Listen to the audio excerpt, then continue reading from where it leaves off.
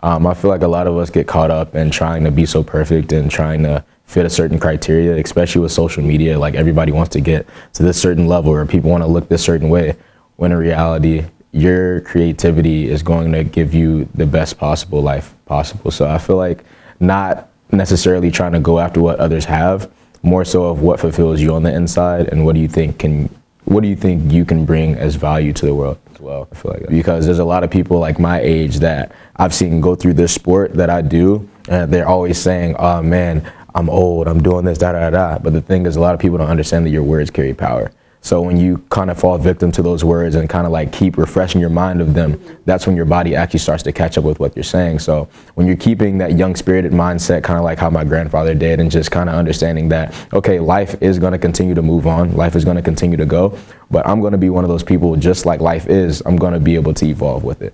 You know, so just kind of always finding a way to grow. You know, the man that says that he's done learning is a man that is not going to learn anything much else. You know, so just being open to opportunity of learning more about yourself and learning more about your surroundings. So.